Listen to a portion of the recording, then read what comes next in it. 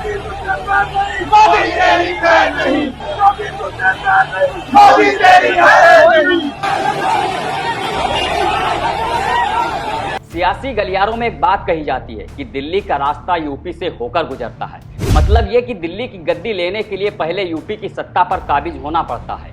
लेकिन इस बार भाजपा के लिए दिल्ली की गद्दी दूर की कौड़ी नजर आने लगी है, क्योंकि जिन सवर्णों के दम पर भाजपा प्रचंड जीत की आस लगाए बैठे थी, अब उस पर पानी फिरता हुआ दिखाई दे रहा है। क्योंकि सवर्ण समाज, खासकर ब्राह्मणों का मोदी मोह भंग होता हुआ दिखाई दे रहा है। ब्राह्मणों ने यूजीसी के नए नियमों के आने के बाद प्रधानमंत्री नरेंद्र मोदी के खिलाफ मोर्चा खोल दिया। यूजीसी के नए नियम अब प्रधानमंत्री मोदी के गले की फांस बनते नजर आ रहे हैं। नमस्कार, मेरा नाम है शैलेंद्र वर्मा और आप देख रहे हैं खबर खजाना। यूजीसी ने 2026 में नए नियम जारी किए, जिनमें उच्च शिक्षा संस्थानों में जाति आधारित भेदभाव रोकने के लिए SC, ST और OBC को सुरक्षा दी गई। इन नियमों में फर्जी शिकायतों पर सजा का प्रावधान नहीं था, जिससे अगली जाति के लोग नाराज हो गए। पूरे देश में ब्राह्मण समाज के लोग केंद्र की मोदी सरकार के खिलाफ प्रदर्शन कर रहे हैं। विश्वविद्यालयों में सवर्ण जाति से आने वाले छात्रों में PM मोदी के खिलाफ गुस्सा कूट कूट कर भर गया है। यूजीसी को लेकर उठ रहे इस विरोध के केंद्र में सिर्फ और सिर्फ मोदी हैं। जिन सवर्णों के सहारे बीजेपी 2014 से लेकर 2024 तक चुनावी वैतरणी को पार करती आई है, वो अब पूरी तरह से बगावत पर उतर आए हैं। खुद पार्टी के अंदर से कई बड़े ब्राह्मण नेता यूजीसी के खिलाफ बिगुल फूंक रहे हैं। उनके अंदर सालों से मोदी के खिलाफ भरा गुस्सा उबाल मारकर फूट रहा है। बिहार के डिप्टी CM विजय सिन्हा ने विधानसभा में सदन के अंदर खड़े होकर यूजीसी के खिलाफ हुंकार भरी। भूमिहार ब्राह्मण समाज से आता हूं महोदय। यही मुजफ्फरपुर में रैगिंग कराया गया, हॉस्टल से बाहर निकलने के लिए विवश किया गया महोदय।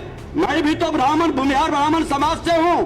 ये मानसिकता पर प्रश्न उठनी चाहिए, लेकिन जातिगत भेदभाव से ये बाबा भीमराव अंबेडकर के जाति विहीन समाज के सपना को तार तार करने की मानसिकता रखने वाले लोग राष्ट्र के हितैषी नहीं है महोदय।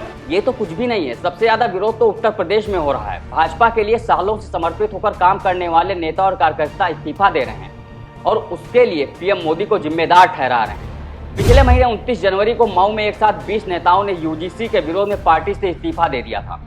उधर सुप्रीम कोर्ट के रोक के बावजूद करणी सेना, अखिल भारतीय क्षत्रिय महासभा और ब्राह्मण महासभा से लेकर परशुराम सेना तक सड़क से सोशल मीडिया तक अपनी लड़ाई जारी रखने की बात कर रहे हैं। इससे साफ है कि बीजेपी की मुसीबत अभी खत्म नहीं होने वाली। सवर्ण संगठन ने ऐलान किया है कि अगर मोदी सरकार यूजीसी के नए नियमों को सही बताती है तो सवर्णों की नाराजगी झेलनी होगी।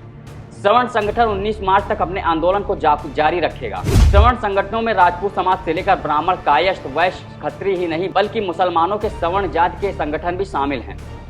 अखिल भारतीय क्षत्रिय महासभा के महामंत्री राघवेंद्र सिंह राजू कहते हैं कि अकेले यूपी में 46 सवर्ण संगठन एक साथ मिलकर यूजीसी के नए नियम का विरोध कर रहे हैं। उन्होंने कहा कि सुप्रीम कोर्ट के स्टे के बाद भी हम अपना विरोध 19 मार्च तक जारी रखेंगे, क्योंकि सवर्ण हमेशा से बीजेपी के साथ रहा है, लेकिन भाजपा सवर्णों के साथ नहीं है। यूपी की सियासत पूरी तरह से जातियों के इर्द गिर्द घूमती है। सूबे की आबादी में सवर्ण जाति की अगर हम बात करें तो ब्राह्मण, ठाकुर और वैश्य को मिलाकर यह आंकड़ा करीब 22% हो जाता है। इसमें सबसे ज्यादा 10% ब्राह्मण वोटर हैं। अब ये 22% भाजपा का कोर वोटर माना जाता है, लेकिन मोदी सरकार के खिलाफ उपजा ये आक्रोश अब कहीं उसके लिए बड़ी मुसीबत न बन जाए। देश दुनिया की ऐसी ही खबरों के लिए देखते रहिए बतकही चौक। नमस्कार।